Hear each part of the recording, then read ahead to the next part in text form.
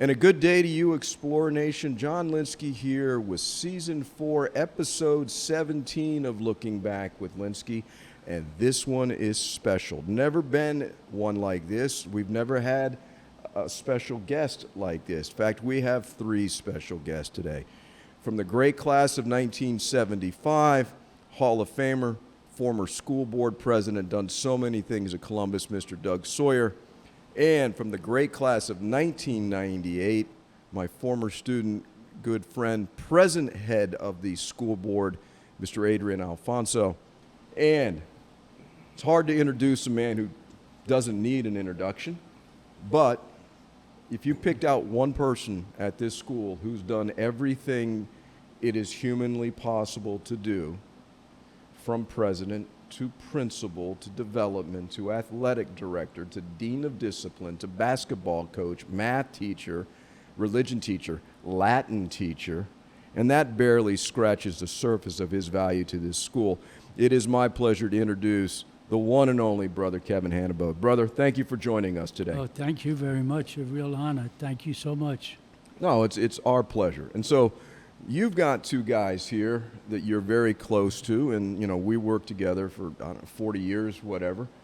So all of us, and I think everybody that's gone to Columbus feels this way, you've been here so long, people just think you came with the building, but that's actually not the case. So, brother, why don't you enlighten people a little about your personal life, where you were born, where you came from, your decision to become a Marist Brother, high school, all that stuff. Tell us a little bit about yourself, brother.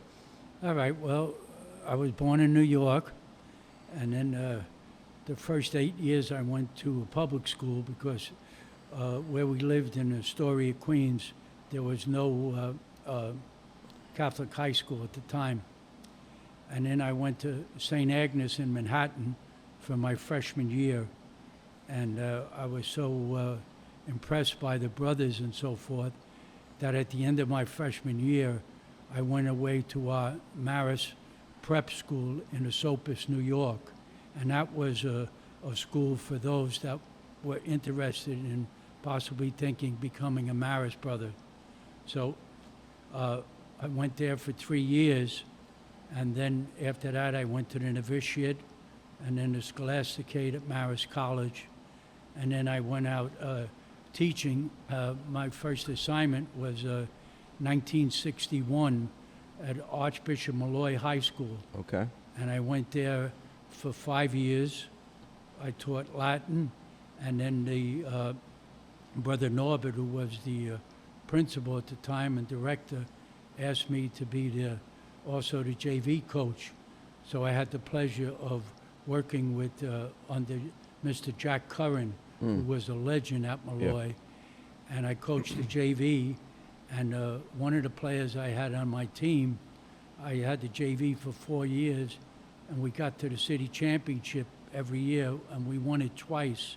And one time when we won it, Jim Larinaga, who's the head coach at the University of Miami, he was on my JV team, and he scored the winning basket for us to win the city championship. Well, that kind of set the stage for the rest of his career, didn't it? Yeah.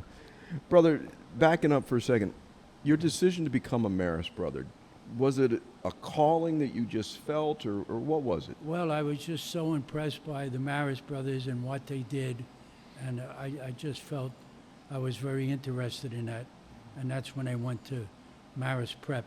Okay. And that was just for those that were interested. And back in those days, you normally only stayed 2 years there, and then you went to the novitiate. But they changed it before my last year there, so we had to stay 3 years. And Brother Felix and Brother Steve were there my second year. So, but they were both seniors. I was only juniors. So they went to Tingsboro, so they were a year ahead of me in profession. Long time ago. Your love of basketball. I know it's the city game. It's the game of New York. Where did you develop your love of basketball? Where did that come from? I just always loved it as a young boy and so forth. And then when I was asked to coach, I just loved it, and then I continued coaching. Yeah, for a few years. Yeah. When, How'd you get down here, brother? A lot of people don't know how you got here. well, back in those days, you were assigned to a school. So I was at Malloy for 5 years, and then I was asked to come down to Columbus in 1966 as a teacher, and then I was a couple of years, and then Dick Pollock, who was the head basketball coach, then they asked me to be. I think I coached the JV because they didn't have a freshman team in those days, so I coached the JV, and then in 1970, Dick Pollock decided to get out of coaching, and he recommended to Brother Leo, the principal at the time, that I become the head coach. Had you ever been to Miami before you came here? No, never. So you're a New York kid. What'd you think of this place? It was a different place back in the mid-'60s. What was your first impression of Miami? Oh, well, I mean, first impression of the school was back in those days when I first came down in 66, we probably had about 500 students at the time. And we had the buildings we had were the A building, B building, C building. Cafeteria was there. The Brothers' house had just been built. And then the gym was there because Mr. Howard Korth donated that for the gym to us. And then Brother Hugh Andrew took over as the principal. And then he was the one also that asked me to take over from Dick Pollock. You're our longest tenured basketball coach, by far, okay? Butch coached for a while, but you I put think Columbus Butch has basketball. more years, maybe. Yeah, but you're the shark, brother. I mean, your reputation was built. So we're going to ask the guy who played for you. Doug, the first time you met Brother Kevin and your impression of Brother Kevin as a coach and what it was like to play for him. You know, the first time I really met Brother Kevin was my sophomore year. I was here as a freshman, but, I played football with my brother at the youth center, and that year I didn't know how to lift weights at all and got a hernia, so I was out. So I went out for basketball here my sophomore year. I'm in class, and I get a call to come down to the Dean of Discipline's office, the Shark. Yes. The Shark. The shark. And Brother Kevin calls me, and I didn't really know. I knew who he was, but I didn't, really know him. And he goes, Sawyer, you're doing okay in practice down there with the JV, and this is before the season started. We're going to bring you up to the varsity. I said, really? He said, yeah. He goes, we need our practices to be more competitive. It's not that you're really going to get in the game, but, we need our practices to be competitive. And I think you'd add to it. And I said, well, brother, thank you for the compliment. And that was it. I was shocked he took me out of class to tell me that. My mother, who's a teacher, would have been, appalled that I was called out of class for something like basketball. But it was that meeting. Okay. Brother was so serious about basketball that it really hit me that he loves basketball. Yeah. Talk about how he ran practice and what he instilled in you besides basketball fundamentals and knowledge. Because every sport goes beyond the basics. Brother was extremely dedicated to the craft. Okay. And he was really tough. And he really did a lot of studying for it. So he thought preparation was very important. And quite frankly, we lived the mantra because he followed all the best college basketball coaches back then. If you remember John Wooden. Of course. And we lived with Brother Kevin, and we lived with John Wooden and his pyramid of success. Yes. Of course, we had to live with Bobby Knight and his man-to-man help side defense, which we watched that friggin' video every day before practice, how to play defense. And then, of course, the dreaded Dean Smith four corners where we're going to hold the ball out and not take a shot. He was tough. He yelled. I really didn't like him a whole lot as a player. I thought he was a good coach, and I respected him. But he was really hard on all of us. But quite frankly, our teams back then were not necessarily the most talented, but we played the hardest, and we played really good D, and we gave everybody a game and played competitive. How long did it what you just said. How long did it take for you to realize that although he may not have been the nicest guy, he was really trying to help you guys, not just as players, but as people? You know when it hit me? And it's funny, I'll never forget it. We were already through the season, my senior year. And, you know, quite frankly, it's a long story. My last game of the year was against Pace. But we were already through the season. It was the end of my senior year, and we were having some senior ceremony of which Brother was presiding over, a big part of, you know, and he was up there doing totally different, nothing to do with basketball, and was really just then concerned about the students and the graduating seniors. And you could tell how much these seniors meant to him as came up through the school as freshmen. And, you know, I was thinking to myself, this guy's not so bad after all. You know, he really does care about everybody, you know, as people and making sure they went on to success. And it's funny that, you know, you would go through all that time with him and the practices that were so hard and the yelling and the screaming and the discipline. And then when you get all through it and then you're out of the season, you're no longer going to be a player here at Columbus. You see him for something else. Your approach that Doug is talking about, inside you're actually a caring guy, you know, but you do, or you did anyway, when we were all in school, you had that demeanor. I mean, you were called the Shark for a reason. I mean, did you feel that that was the best way to deal with teenage boys at the time? You know, because you would sometimes show that caring side. Well, I was, as you said, I was the dean of discipline, and then at the same time I was the basketball coach. So, you know, I just felt it was important at the school that the regulations be followed and so forth, and the kids dress properly and so forth, and, you know, respect one another. And, you know, when I look back at basketball, Yeah.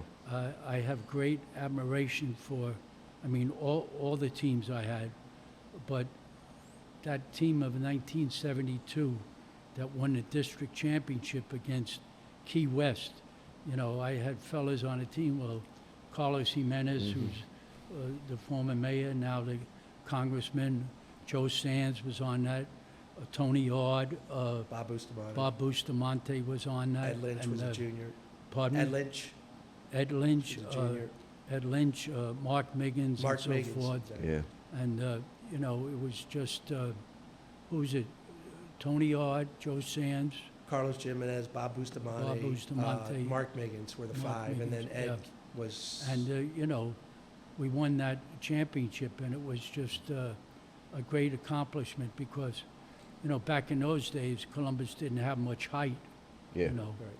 But, I mean, I always loved coaching basketball, and as Doug said, you know, I try to follow the example of 3 college coaches that I really followed, and I always felt that discipline was very important and so forth. Right. But at the same time, you got to care.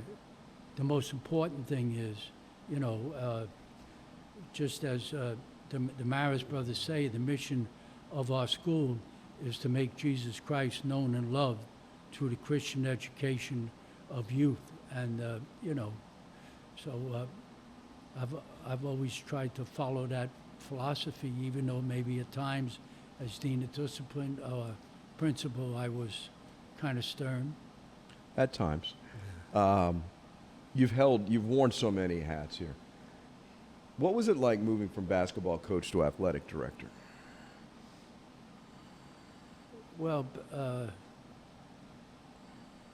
I guess I was doing both For a while, yeah. a number of years, you know, and it was just, you know, I mean, we always had, you know, all the teams. We didn't have as many as we have now, Yeah. you know. Back in those days, we didn't have lacrosse and so forth, you know, but, you know, football, baseball, basketball, track, and so forth. Soccer, we had soccer back in those days, and it was just, I just tried to do my best, and we always had outstanding coaches, and that was the most important thing. Make sure you hired the best people to coach. that they would take care of kids and care for them. So if we were to ask you, what position, president, principal, basketball coach, athletic director, which one did you find to be most gratifying? Well, I think they were all different. I missed, coaching basketball when I was asked to be principal. But then when I came back after 6 years at Marist High School in Bayonne, and that school eventually closed about 4 years ago. And then when they started the president-principal model, I had that for 18 years. And it was during that position that I really got to meet a lot of alumni, a lot of parents, and so forth. Because one of my main functions at that time was to try to raise money for the school, because back in those days we only had, as I said before, the 3 buildings. And I remember when I was coaching basketball, and Brother Edmund was the principal, and he had asked me to go out and raise money. Yeah. And he said, but you can still be the basketball coach and so forth. And so I did that, and my training was to go out to Notre Dame for a workshop for 3 days. And that's where they really taught you how to research and ask people for money. They always said, before you go to see people, make sure you know exactly what they do, where they live, what type of cars they have, and so forth. And always ask them for a pledge, a certain amount. And if they say they're going to make a donation, always say, well, I have a figure in mind. Brother, you were never shy about asking people for money. There's no question about that. And this is why we're sitting in the building we're sitting in. No doubt about that. So let's shift gears for a moment. You've known Doug for a very long time. Adrian was a student when you were up in New Jersey. So Adrian had a different meeting with you. So Adrian, not having had Brother Kevin as a coach or in class like I did, like Doug did, what was it like meeting the man you'd heard about? So yeah, I mean, all 4 years he wasn't here. I think he left the year before I started and came back the year after, in '99. So I heard about Brother Kevin because my older brother, Amari, graduated in '95. I believe you were principal back then, and then was helping with development. I remember my parents getting back from the first parent-teacher night and saying, yeah, this brother is telling us that he's going to be standing out there every morning, seeing what car you're coming in and where you live, and he's going to ask you for money. And I remember my dad telling my brother, you're going to start going to school in the station wagon and not your new car. So that, I had always heard about Brother Kevin. I didn't meet Brother Kevin until my dad's funeral, actually. My dad passed in November of 1999. And I remember, vividly Brother Kevin walking in to the funeral home, which was surprising because I don't think he knew any of us, per se. Andres at the time, was playing basketball, so maybe, he knew of my brother. So that's really the first time that I met, Brother Kevin. Fast forward a few years, we traveled, I got involved with the school, and then, he asked me to join the board, which is really where I got to know Brother Kevin. Let's talk about the school board, because you were president, you're president now, okay? What was it like serving as president of the school board with Brother Kevin? Both of you can answer that. Interesting. Good answer, Doug. It was, Brother Kevin was the boss, and Brother Kevin was running the school, and he led the way. As president and board members, we were there to assist in the running of schools and trying to put in our input where our, careers and our chosen talents and expertise to help him run the school. But you had to know how to deal with Brother Kevin because he was the type of person that was very matter of fact. And Brother Kevin's actual, you come to understand, his style of management was just say no. If you said, let's do this or let's do that, his first response was just say no. And then you learn that he is willing and open to hear the argument why it shouldn't be no. And then you got to make your case. And if you make your case to the extent that it's to the best interest of the school, he always came around. But that was kind of the tit for tat, you know. First it was just say no, and then we'd go from there. So you really had to have your act together Yeah. in order to sell him on whatever the project may have been. Right.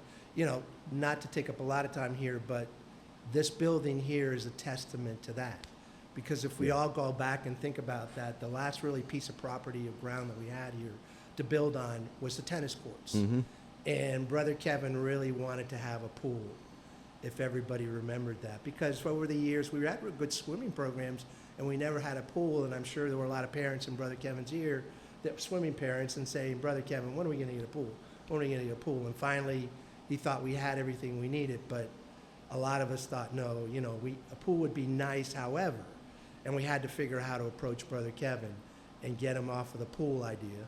And so what we did was we decided to let's talk Brother Kevin into commissioning a grounds and facility 20-year plan. And within that plan, we would, you know, talk to a lot of people, administrators, teachers, students, the board, parents, what were the highest priority needs for Columbus. And actually did that board, and the biggest challenge was to get them to write a check for the plan, because I think the plan cost $5,000 to $10,000 to do, which was like pulling teeth out of someone, forget that from Brother. But he agreed, and then we did the plan, and it took some months to get it. And then the plan came up with, this building is the highest priority. And Brother Kevin immediately got on board. So this was supposed to be a pool, but here we are now. I think it worked out pretty well. It worked out pretty good. Yeah. Go ahead, brother.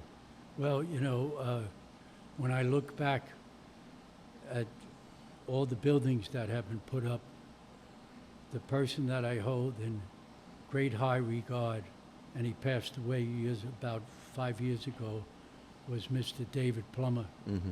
And he was in charge of the Buildings and Grounds Committee, and he did a fantastic job, you know.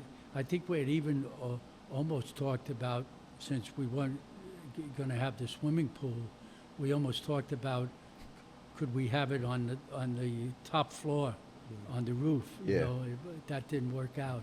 But I mean, we've been blessed over the years, and you know, when Dave passed away, then his son Tim took over, and he did such a great job with everything. You know, we've been You blessed. said something a minute ago, and I know obviously it's a very tough situation. You met Brother at your father's funeral, but that was indicative, although he may not have known you, of how the Marist brothers approach things and how they took care of your family, you know, and I know you felt, we've discussed this, a sense of real appreciation for the Marist brothers. And your service now, I think, perhaps stems from that experience. No, I mean, it definitely does. All the brothers, you know, I was very close to Brother Ken Curtin, and he was part of the family. Seeing Brother Kevin going to my dad's funeral and just seeing everything the brothers did for us back then, you know, for the family. Brother Angelo was the principal, was very supportive back then. I think because of what I saw, not only the 4 years I was here, but during that time when I had just graduated, I think because of that, I really got engaged and wanted to get involved in Columbus and give back to Columbus and help the brothers. You know, and it's been a rewarding, you know, process for me. Go ahead. When you talk about how was it to work with Brother Kevin, Yeah. so I started on the finance committee, right? I'm a CPA. So I remember the first finance committee meeting that I go to, you know, Dwight back then and Brother Kevin, they hand out financial statements. And, you know, I went to school, I'm a CPA, I look at these financial statements, I'm like, I don't think they ever taught us whatever I'm looking at here. These don't appear to be, you know, GAAP or tax basis or cash basis financial statements. So I labeled them the BK, you know, financial statements, because he had his own method of preparing financial statements. And it was you know, those years, it took me a while to get to learn how to read the financial statements. But because of everything he did, you know, he left the school debt free and in great position. And, you know, it's not too many schools around town can say that. And I think a lot of that was because of all the hard work that Brother Kevin did. Debt-free and with the buildings we have. Correct. Yeah. He squirreled away a lot of money. Yeah. He put pennies in places we never knew and just saved them. So you as a CPA adjusted to the Brother Kevin style of accounting. He didn't adjust to your style. No, yeah, there was no adjusting. Like, brother, but no. Brother, no. And you know, what Doug said is true. I mean, for us to get him to say yes to something was a team effort. We would talk behind, okay, somebody needs to tell him this. Let's put the seed in his mind. Let it be his idea. It was all this work to get the smallest amount of things. But, you know, ultimately, to your point, he has a great heart. He comes around and he does what's best for Columbus and the school. You know, can I say, I'm eternally grateful. I mean, all the buildings that we have up would not have been possible without the tremendous support of our parents, alumni parents, and friends. I mean, Columbus has grown, like, as I said, when I first came down in '66, 500 students. Now we got 1,740, and we have beautiful buildings, and we're blessed with, you know, I mean, it was time for a younger person to take over from me, and our president, Mr. Tom Kujak, has done an absolutely fantastic job as president. We're blessed with David Pugh as principal. He's done a terrific job.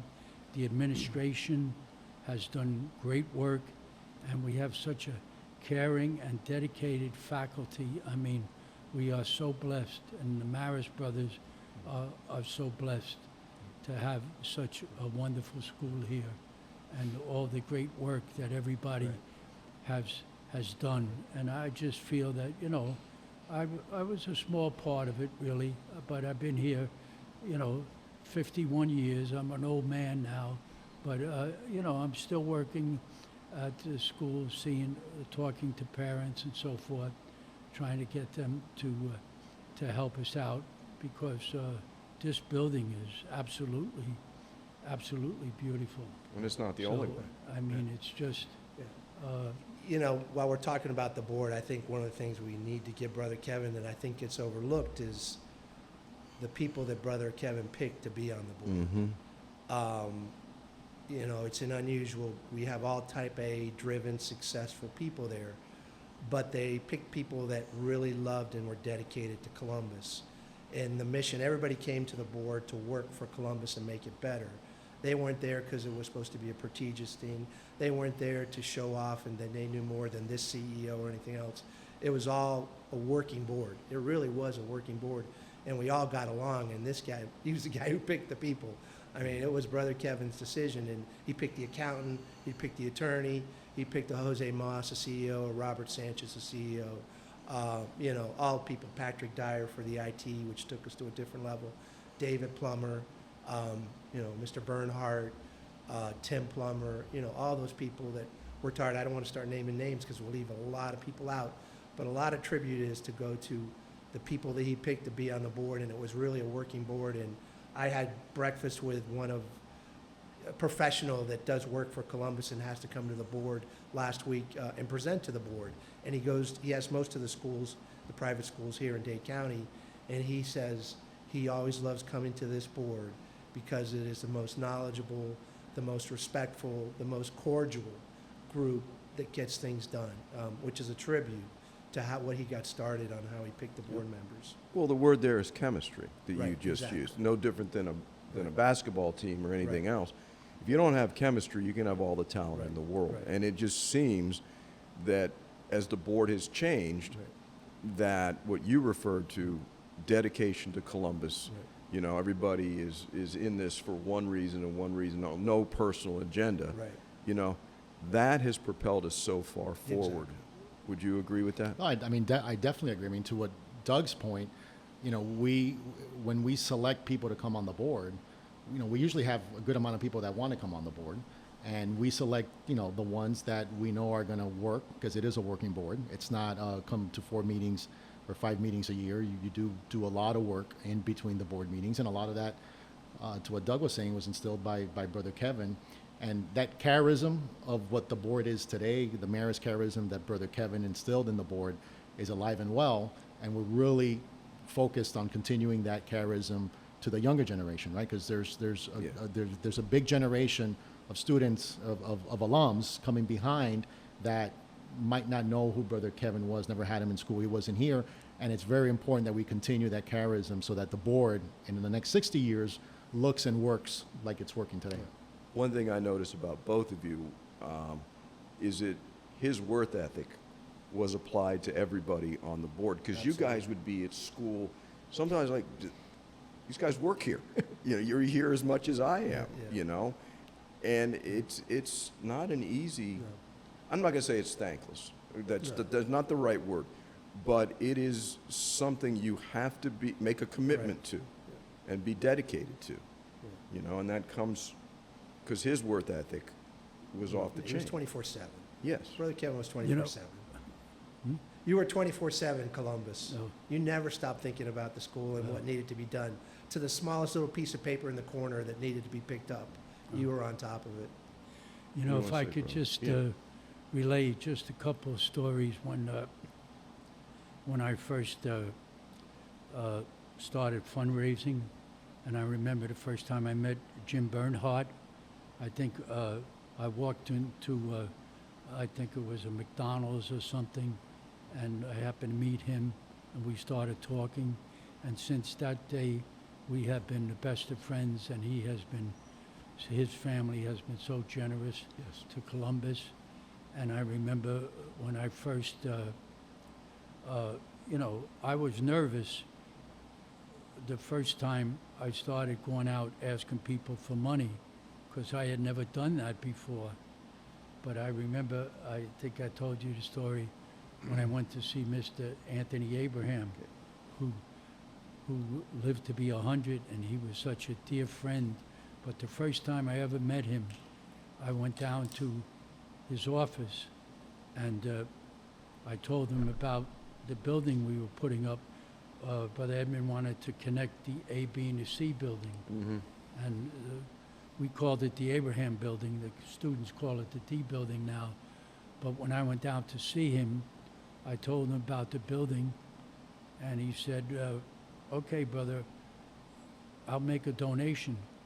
And it rang a bell. Notre Dame said, oh no, always have a figure in mind. So I gave Mr. Abraham this figure, and he jumped up behind his desk, and he said to his brother Joe, who was there at the time, he says, did you just hear what he's asking us for? And I'll never forget what Joe said.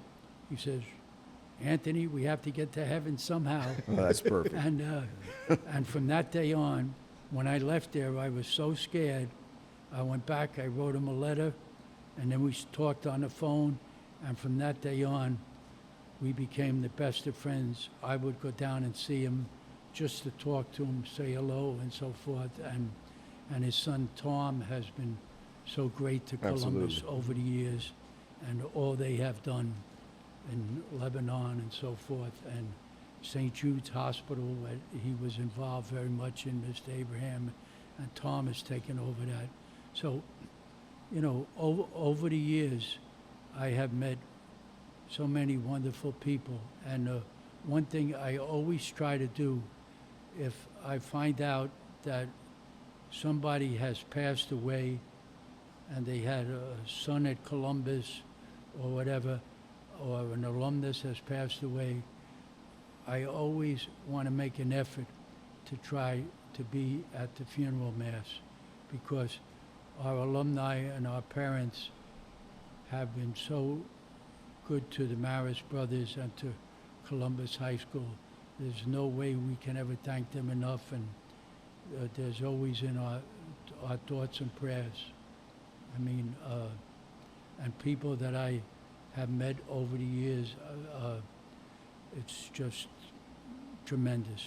And, you know, Doug and Adrian are good friends. John, you've always been a dear friend, and I can never thank people enough. And, you know, it's just, I just love Columbus, and I'm fortunate that they still letting me be involved a little bit in the school, because most people at 84 are pretty well retired. But Well, I just, yeah, but you don't want to retire. no. This is what you do, and I can't speak for you, but it seems it must be a very good feeling to sit here after all these years. And, we all stand on shoulders of giants, right? You were here, then guys Doug's age, my age, now down to guys Adrian's age, and then younger. And this is going to go on and on and on, long after you're gone, long after we're all gone. And that must be very gratifying. I mean, when I look back at the wonderful people, as I said, and I remember Pat and John Bigsby, I remember Madeline McVicker, who recently just passed away. In fact, I'm going up tomorrow for a memorial mass. But I had known those people for years, Yeah. years and years, and the friendships that you. The wonderful friends that you meet at Columbus, I'm just eternally grateful.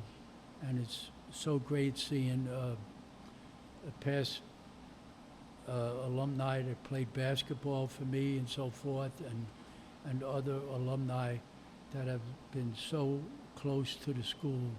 And as I said before, we are blessed with a tremendous administration, and I can never thank Tom Kujak enough for everything, and David Pugh, administration, but the faculty, and above all, the students here at Columbus are they're just great students. And the mission of the Marist Brothers, I feel, is being fulfilled every single day here at Columbus, making Jesus Christ known and loved through the Christian education of youth.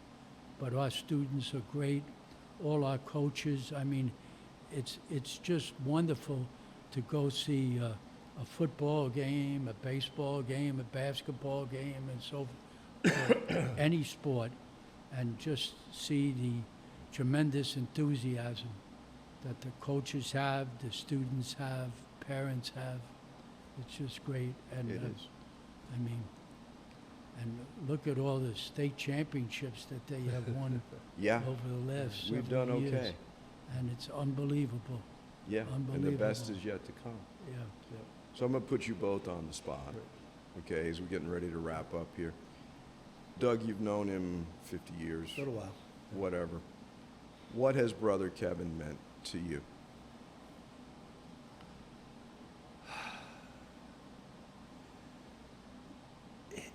Brother Kevin, one I consider a dear friend and a mentor, but his example of how he's led his life and unselfishly given his life to all of this and the incredible impact he's made, we'll never know. I mean, how many people are impacted because the people that he's brought to Columbus and the multiplier effects it has on families. What he's meant to me is really a standard that I try to live up to and understand when I think things are hard and tough, and what he's dedicated his life to and what he's accomplished, and not in dollar and cents, quite frankly, but in the impact that he's had on so many people's lives, which translates to an improvement in their lives, an improvement in their families' lives, an improvement of our community, and where it extends upon the ad. So my thing is that, if Brother Kevin can do what he does, I can only try to emulate and try to make a difference myself, and I'll never come close to what Brother Kevin has. But make a difference. Thank you. Adrian? Similar to Doug, I mean, he is a dear friend. I haven't known him as long as Doug, known him maybe 15 years at this point. But, I think every time we're in a board meeting or having a meeting about whatever the issue might be, I always think about what would Brother Kevin do. And if we do what Brother Kevin would have done in the situation, we know we're doing the right thing for Columbus, because that's how he always operated. I mean, whenever I saw him in any meeting, in any big decisions that needed to be made, he always did what was best for Columbus. And truly the mission, the Marist mission, to his point, is alive and well here I think in big part because of him and all the other brothers who have really instilled it in everybody else. So, I mean, to me, Brother Kevin's a dear friend. We speak weekly. He calls me every week, asks how the wife's doing, how the girls are doing. We'll have a cigar and scotch every so often that he enjoys. So he's truly a dear friend. And I, from the bottom of my heart, I thank him for everything he's done for Columbus, for me personally, and my family. And, you know, I know we're going to be blessed with many more years of you meeting with parents and asking for money and really helping the school from a development standpoint and an overall Marist mission standpoint. So I'm very grateful to have him. John, can I just say something? Like you had asked me before about basketball. I mean, I was blessed to have the varsity for 18 years. But then I remember when I became president, Butch needed a freshman coach. And he asked me, you know, would I want to do it? And I was blessed to do that for 18 years. And so when I look back at all the people that I coached and their dear friends, and I look back at the years when I was, okay, the varsity coach and so forth, but all teams are very, very special, and the players were very special. Yeah, and then you got our sons as freshman coach. And they're all, Yeah. You got our sons as How freshman about that? coaches. right. And it's just, you know, to have been at Columbus for 51 years is really a blessing. And I count the Marist Brothers. And I remember when I was leaving to go to Marist High School in Bayonne, I had been here 27 years. And I remember getting on the plane, and I'm saying to the good Lord and to Jesus and Mary, I said, I'm going to a school where the only people I know are the Marist Brothers. I don't know, so please help me out. And that was a rewarding 6 years at Marist. It was a very poor school. We had about 500 students, but they were really very good, and we tried to help them out, you know, as best we could. It was a real great experience for me. And then I had the pleasure then, after back in those days, you could only stay 6 years as principal. In fact, when I was principal at Columbus, I had one more year to go, and our major superior, our provincial, asked me to forgo my last year and go up to Marist High School in Bayonne. And then I was blessed to come back to Columbus and spend the last 24 years here. So it's 51 years, and I cannot thank everybody enough. All the Marist Brothers, lay faculty, alumni, parents, and so forth, for everything over so many years, and for being, enabling me to be their friend, and for all that they have done for Columbus. There's been a word that all three of you have used throughout this: gratitude. Gratitude. Brother, on behalf of all the alumni, the staff, the administration, everyone associated with Columbus High School, we are so grateful for what you've done over those 51 years. And may you have many, many more, brother. Long may you run. God Thank you bless you. very much. Thank you, Thank Doug you. Sawyer. Thank you, Adrian Alfonso. Thank you. Thank you, John. Brother Thank for you, Kevin. everything. John. Thank you for all. everything. God bless. So, Explorer Nation, I hope you enjoyed this one. It was very special. Honored to be here with such great explorers and the guy who in so many ways started it all. So once again, thank you, brother. God bless. Thank you. And so until next time, Explorer Nation, take it easy and Adelante.